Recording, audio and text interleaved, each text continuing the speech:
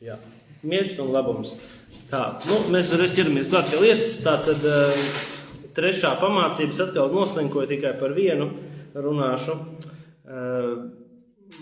Kopumā viņas, tas reāli 2 gadus būtu jārunā, jo viņas mums ir 28, nezinu, vajadzēs kaut kā blīvāk.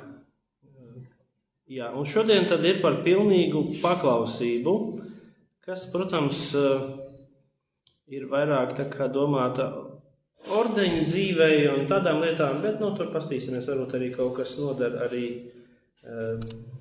pasaulē dzīvojošiem cilvēkiem, jo tomēr, paklausība tas tāds vārds, ja, kas īsti, es pat nezinu, kur viņš attiecās uz, vai vispār jā, vai evaņģēlijos, tad drīzāk kaut kas labi, bet par to ne. Tātad, jā, un atkal es iepazinos, tad, kas līdzīgi tajā laikā par šo tēmu raksta, un tad mums ir 2 autori. Ir Gregors Lielais, viņam ir tādas, es pat nezinu, cik sējumu, bet ir tāds, tā kā lai pasaka, Ieba grāmatas skaidrojums, un tas ir tāds klasisks darbs, un tur arī viņš līdzīgi raksta tā, kā mēs pastīsimies Franciskas dažas domas. Jā, tā grāmata, tā Gregora Lielā grāmata, gribētu izlasīt, tur ir vienkārši ļoti bieži, es viņu dzirdu, viņa atsauces. Un arī ir tāds pseudo Bernards. Jā, viduslaikos un senatnē bija tā, ka kāds pierakstīja kādam autoram, ka to ir viņš sarakstījis, bet, protams, tie nav nozīmē, ka kaut slikti teksti. Un arī līdzīgas lietas ir. Tā kā, viņš raksta par paklausību tā, kā raksta un domā baznīca, bet tur, protams, ir savi uzsvari. Varbūt es tomēr pacentīšos nolasīt no šī tēva Staņislava bloga, jo šeit būtu tas svarīgi. Es tā ar savu komentāru īsu. Par pilnīgu paklausību. Kungs runā evaņģēlijā. Tātad te ir svarīgi, Francisks to raksta tagadnē. Nevis, ka kungs runāja evaņģēlijā. Jā, viņam, viņš kaut kā izvēlās laikus saskaņā ar saviem ieskatiem. Pat nākošais citāts no evaņģēlija, kas neatsakās no visa, kas viņam pieder, nevar būt mans māceklis. Te nepareizi pārtulkots, protams, jo Francisks ieliek pagātni, kas nav atteicies no visa, kas viņam pieder. Jā. Viņā prātā tas viss ir evaņģēlijs, un viņš viņu vienkārši atļaujās tur vārdus pamainīt. Jā. Tas nenozīmē, ka tas būtu mūsdienu ausī, tas varbūt nav pareizi, jo jābūt precīzam citātam, bet viņš nenodarbojas ar citēšanu, bet ar gara došanu. Un otrs citāts, un kas gribēs savu dvēseli glābt, tas to pazaudēs. Šis cilvēks atstāja visu, kas viņam ir, un zaudē savu miesu, kurš pašu sevi atdod pilnīgi zem paklausības savu priekšnieka rokās.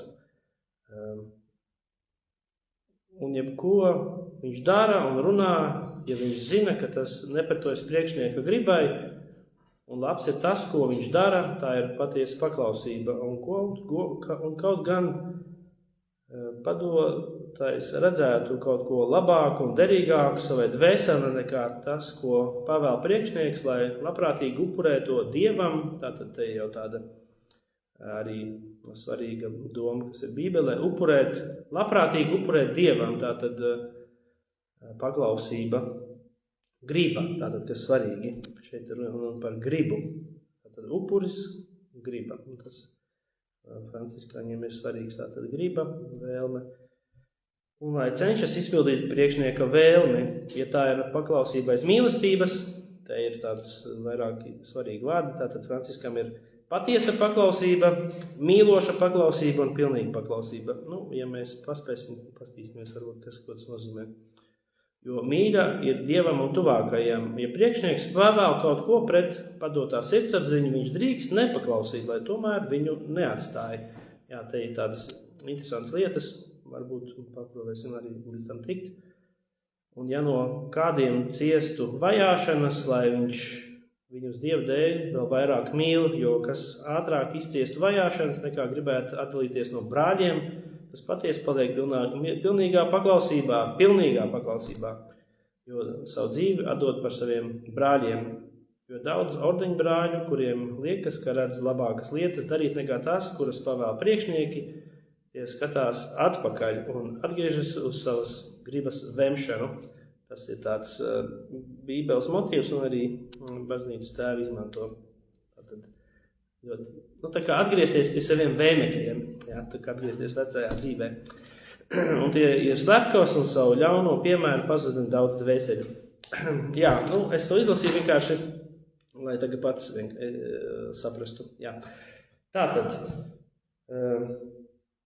šeit viņš izmanto īsti nav skaidrs, kam viņš to raksta, jo šeit ir gan vārdi, kas attiecās uz visiem cilvēkiem, gan uz brāļiem, tātad tas auditorija ir plaša, Viņš nerunā tikai par mācekļiem, tas viņa vēsts ir tāda universāla šeit domāta.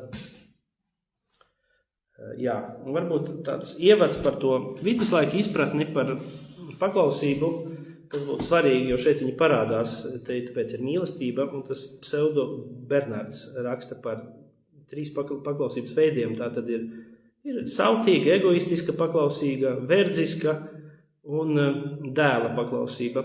Šeit tas noderētu Latvijā vārds dēliska, jo nav tāds filiāla, dēls, nav latviešu teoloģijas vārnīcā nav tādi, vajadzētu ieviest. Varbūt ir, bet slikti izklausās. Dēla paklausība, būtu filiāla, tā kā filis ir dēls, Tātad savtīga, tas ir laicīgie labumi, meklē pasaules slavu, un, protams, ordeņa dzīvē vai vienkārši dzīvē tas var būt, ka tu pildi visus pienākumus un tā, tu gribi tur iziet ārēji, varētu teikt, iziet varbūt kādu karjeru vai ko, ordenī tas tā grūtāk, bet jebkurā gadījumā tas ir tur vispār par paklausību. Tāda, kur ir pilnīgi kaut kāda motivācija, un, protams, tur mēs nezinām, kādas ir cilvēkiem motivācijas. Tad ir verdziska no bailēm, vienkārši, ka vajag, neko nevar iebilst, vienkārši jāklausa, bail, ko tu padomās un tā tālāk. Un tad ir šī dēla paklausība, kas ir no žēlastības, tātad pirmā paklausība ir Dievam, tad ir otrā ir priekšniekam un viens otram paklausība. Un to arī šo tādu teorētisko bāzi tad arī Francisks apskata šajā pamācībā. Tātad Dievam paklausība vienkārši tāpēc, ka tas ir Dievs, priekšniekam varas dēļ, bet brāļiem mīlestības dēļ.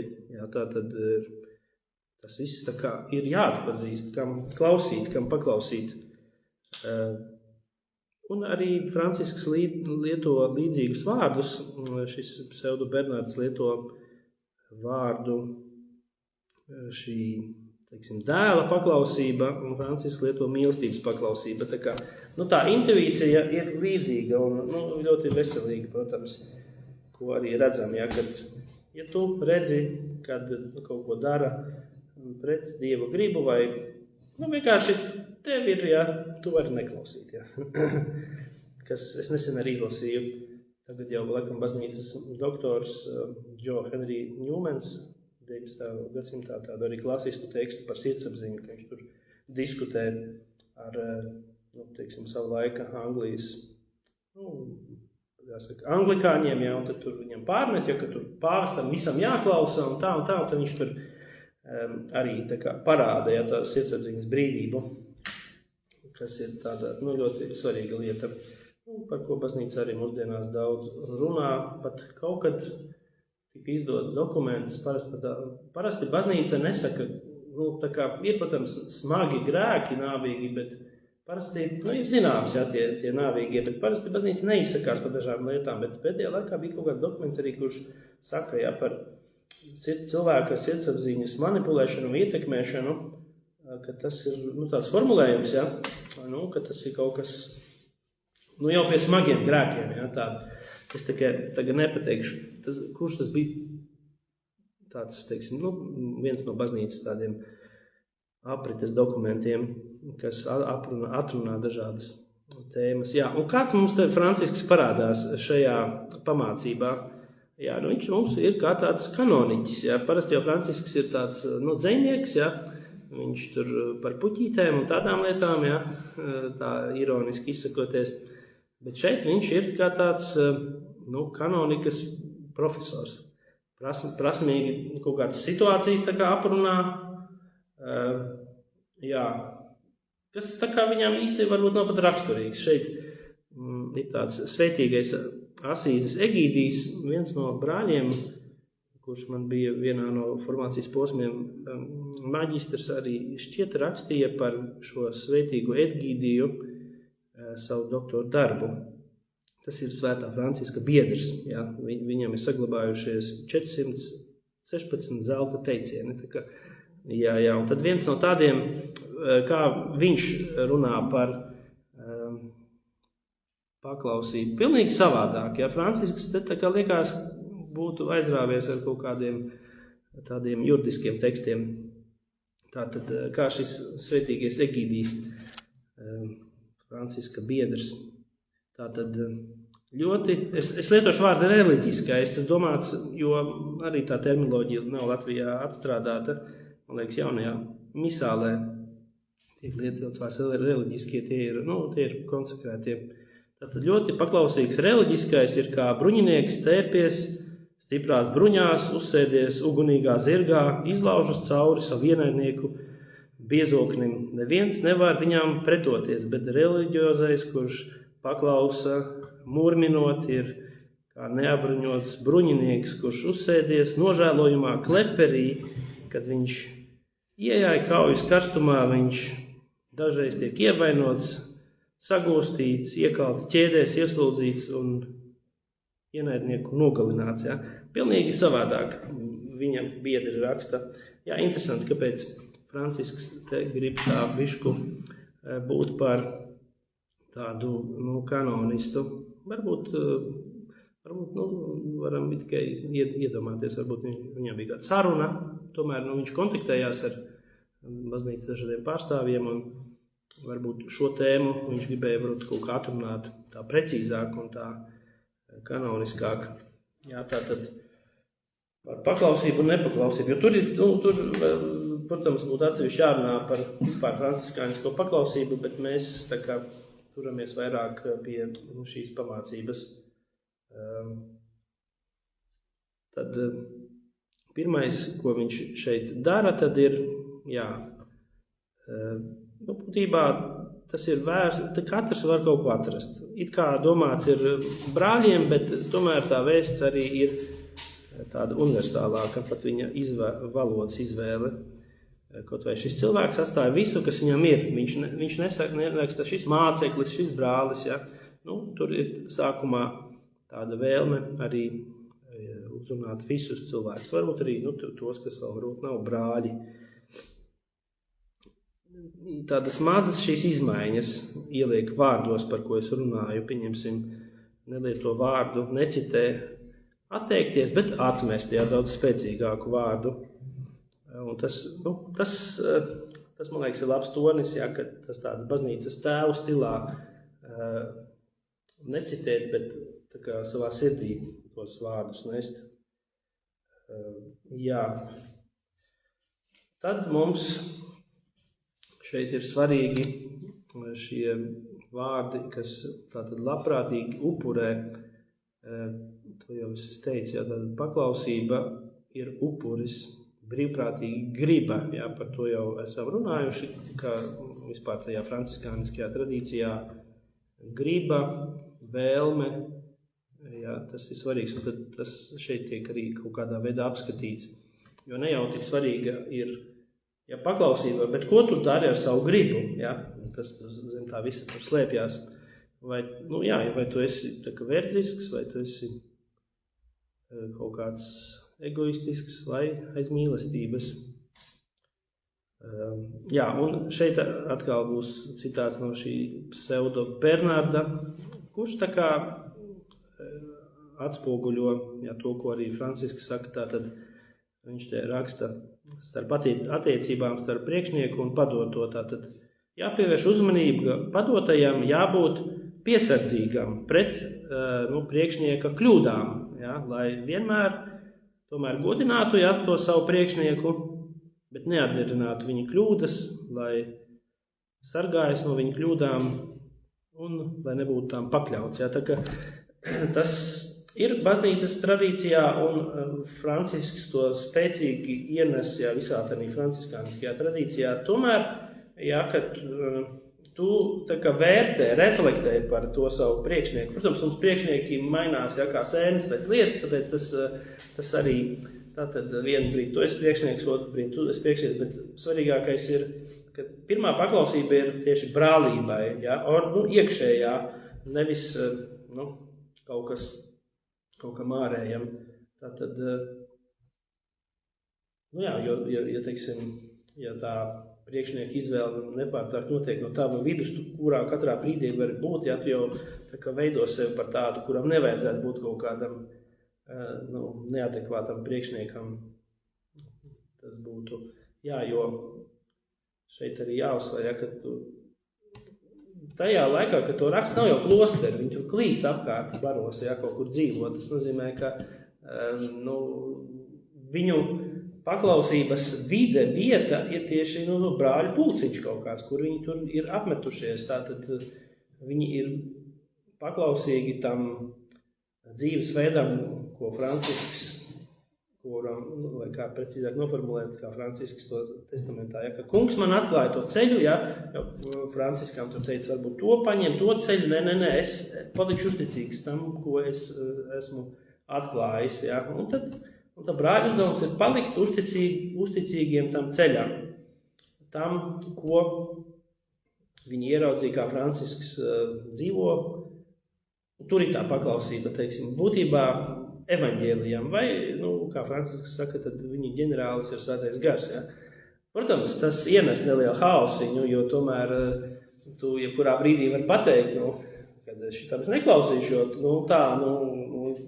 tu sirds, protams, svarīgi, protams, ir tad veidot sirdsapziņas, lai nav tā, ka katrs niķis ir iemesls nepaklausīt, bet, tas ir kaut kas tāds svarīgs. Un ieliek varbūt arī to nākotnes, visu to franciskānisko dažādību, daudzveidību, ordeņi, tur kongregācijas, kustības, katrs kaut ko tur izdomā, pēc kaut kādiem 100 gadiem kāda grupa izdomā, ka jādzīvo radikālāk, šitā nevar, tad atkal viss tā kaut kā notiek, nav viņus dominikāņiem, viss ir vienkārši, ir viens ordenis, viss notiek, bet šeit tomēr ir ielikta tāda spriedze starp paklausību un, tas nozīmē nepaklausību, bet paklausību, teiksim, savai sirdsapziņai, kas ir ļoti svarīga. Un šeit varētu pat saskatīt šīs 3 paklausības, par ko šeit Francisks raksta, tāda patiesa paklausība, to mēs varētu nosaukt par tie 3 garīgās dzīves posmi, vai te nav saskatāmi, tātad tas ir tā attīrīšanās, tu vienkārši sāc, mīloša paklausība, tā ir apgaismība, un pilnīga paklausība, tas ir savienošanās, tas ir tāda, teiksim tā, tas nav, vienkārši mēs to varam kaut kā saskatīt, ka intuitīvi viņš tur to ieliek iekšā, to klasisko tādu baznīcas garīgās dzīves ceļu. Un es pat nezinu, kā to raksturot, to paklausību, bet tas tā kā viņa ir paklausība brālībai un tai evaņģēlija identitātei, kas tur ir, un sekošana Kristum, tātad nevis es. Jo te grūti tad ir, ja tas tā notiek, tad, protams, grūti runāt par kaut kādu nepaklausību un kaut ko tādu, bet, protams, gadās visādi, tāpēc arī viņš par to runā, tas tāds divvirziens. padotais un tas, kurš kalpo, bet arī katra uzdevums ir kalpot. Jā, tev esi priekšnieks, tev divtīgi ir jākalpo. Tev vispār nav runas par kaut kādu varu, jā, tāpēc Francisks runā par kāju mazgāšanu. Un, jā, tā grūti raksturot to paklausību tādā kaut kādā, kaut gan viņš runā tā diezgan, nosauksim to kanoniski, bet viņa, ir vairāk paklausība dzīvesveidām, paklausība Kristum. Jo, ja tu esi iepazinies ar šo dzīvesveidu, esi viņu izvēlējies, tev pēc pārbaudas laika ir pieņēmuši, tātad noviciāts tur ir gads, un tu visu zini, kā tas ir, kā tas darbojās. Un tajā brīdī vienkārši ieslēdzās tava paklausība, tātad, ka tu esi uzticīgs tam visam, ko tu esi iepazinies, un tev tā kā vairs nekāda pārsteiguma nav, tikai, protams, cilvēki. Jā. Tas ir, protams, tā visa tās praktiskās lietas, un kādi cilvēki tur jau tas parādās. Kaut vai šeit viņš raksta par to, varbūt to kādā mūsdienu valodā, jo es pa laikam par to domāju, ka tas varētu būt arī ne tikai ordeņa dzīvē, kā es redzu, kā lai pasaka, ka kaut ko var labāk izdarīt. Kaut kādas lietas, kas neatiecās uz manu sirdsapziņu un ļaunumu un uz manas dvēseles labumu, ja? Bet es ļauju tam notikt tā, kā to izvēlās, ja, tur tas cilvēks vai priekšniecība, es ļauju tam notikt, ja, jo ja mēs katrs, mēs jau katrs jūtam, kā ir labāk, un mēs kaut kādās situācijās esam kur lieliski un superīgi, bet dzīvē tas tā nenotiek, ja, un tāpēc arī viņš šeit, ja, dod tādas vienkārši, tomēr paliec, ja, brālībā, pat ja varbūt tur kaut kas ir ne tā, kā tu redzi, kā vajadzētu. Jo, ja tas neatiecās, jā, vēl īpaši uz kaut kādām lietām, uz sirdsapziņu, uz dvēseles labumu un tā kā, pret Dievu, jo tas, tad varētu vienkārši nojūgties, jā, jo mēs visi visādās sfērās zinām, kā būtu labāk, jā. Bet pasaule tā nedarbojās, ka mēs visi zinām, kā labāk, un visi izsakām savu viedokli. Tad nē, šeit ir tā kā paklausība, ka var būt savādāk, ka var būt sliktāk. Jā, Francisks tāpēc saka, ka necenties, vai kā to noformulēt, nevēlies, lai viņi būtu labāki kristieši. Jā. Tā kā, tā, man liekas, ģeniāla doma, un kur viņš to vienā no regulām, vai kur to raksta, jā, kad vienkārši tā kā atņem tās kaut kādas ambīcijas, jo ir kaut kas vairāk, ir kaut kas svarīgāk.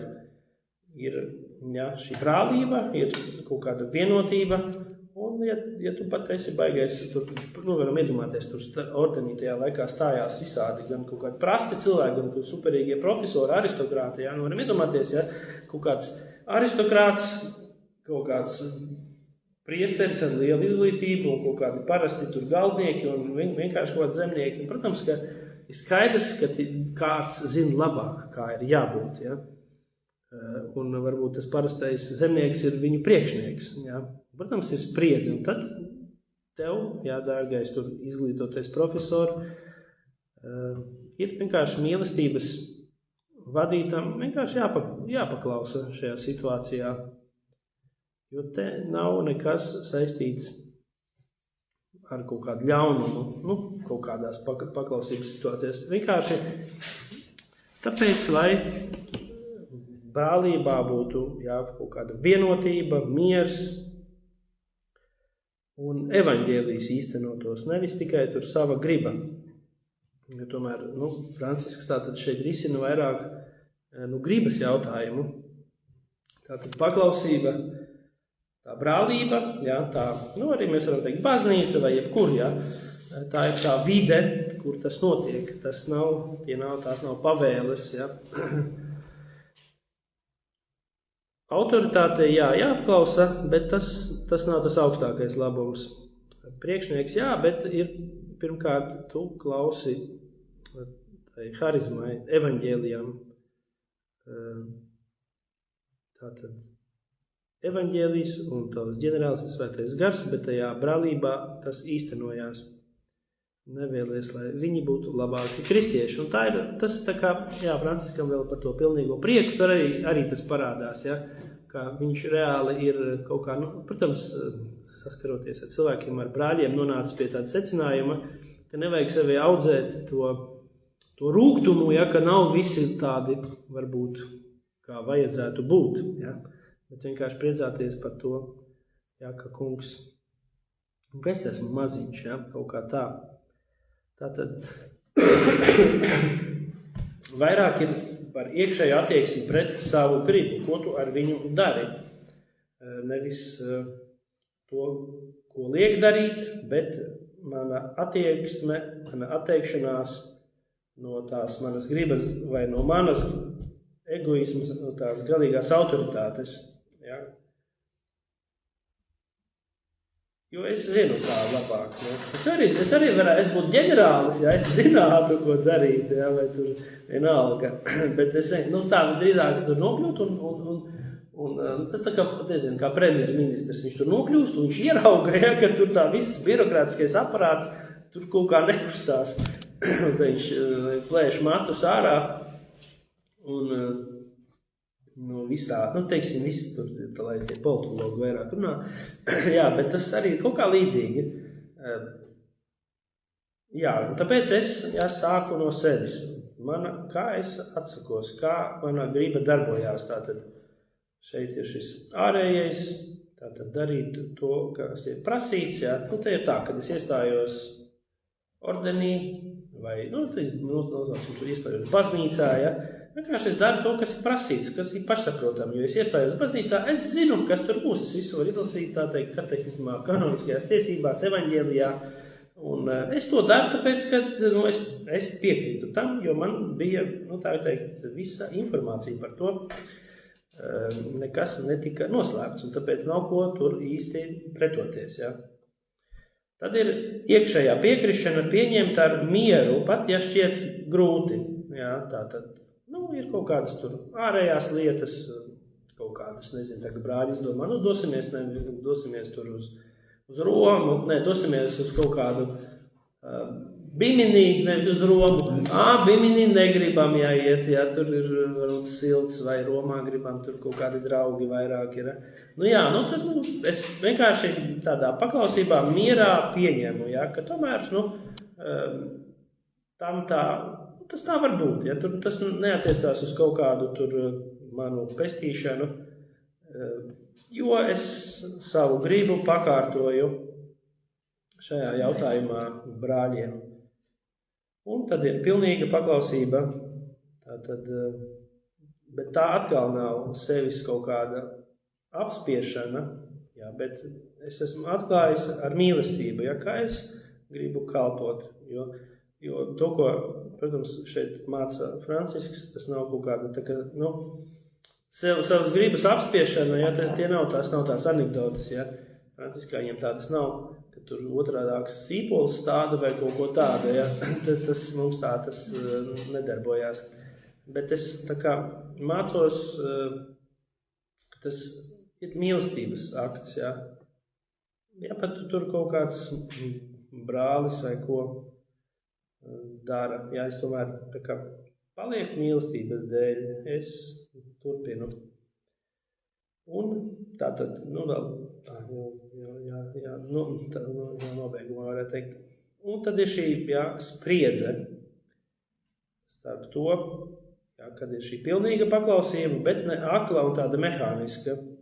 Jā, tas ir vienmēr svarīgi, un tas prasa, protams, arī tādu, atbildību un vērošanu un tādu, tādā ziņā, kad, ja franciskāņiem, es nezinu par otro ordeni, bet trešajā arī un arī visās kongregācijās un mums, tevi var ievēlēt, par kādu laiku par priekšnieku. Tas nozīmē, ka, varbūt tavi vērojumi, varbūt tava kritiskā attieksme ir tieši tas, kas būs pēc tam vajadzīgs, ja tu neslāpē sevi.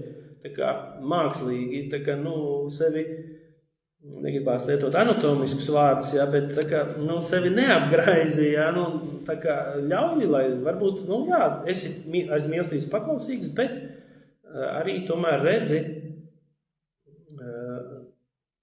to kritiskā acis, jā, tāda, bet, protams, mīlestības pilna, bez tās pretenzijām un tā tālāk, protams.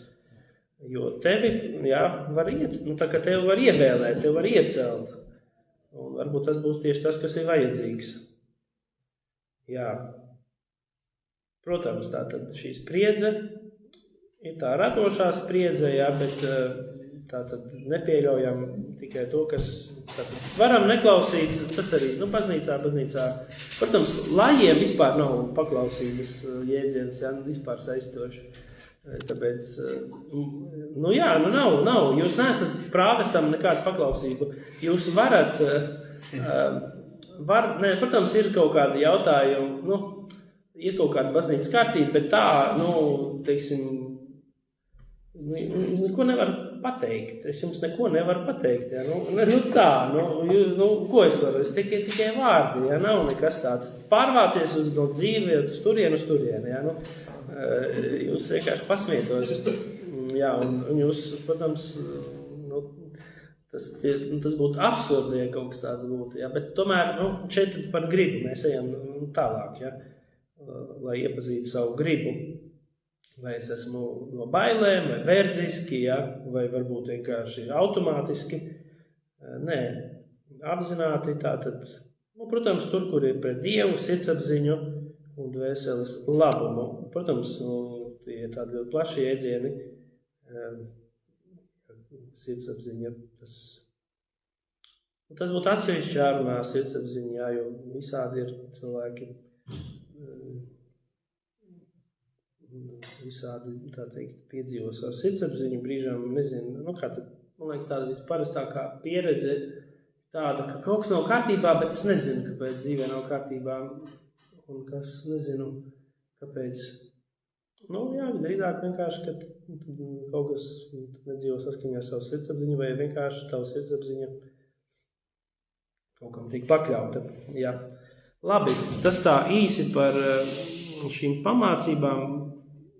Es ceru, ka apmēram ir skaidrs, ja mēs ejam tā kā iekšā gribā, motivācijā, mīlestībā un kaut kā tajā virzienā, jo tomēr Franciskam nepatīk tāda, akla kaut kāda paklausība, kur nav mīlestības, jo viņš jau to, viņš jau sirdis lasa, viņš uzreiz, viņš tur, vispār, man, tā, kas tā vispār par paklausību, tā bez mīlestības, tu, baidies no manis, jā, protams, iedomājieties, būtu tāds Francisks, kurš tā lasa sirdis, iedomājies, kā vajadzētu sev mājās trenēt, motivēt, lai viņš nenolasa manu sirdi, jā, kad mana paklausība ir verdziskā, tas ir drausmas, jā.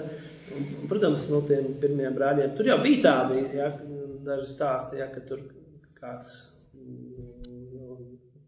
ar to motivāciju nebija draugos.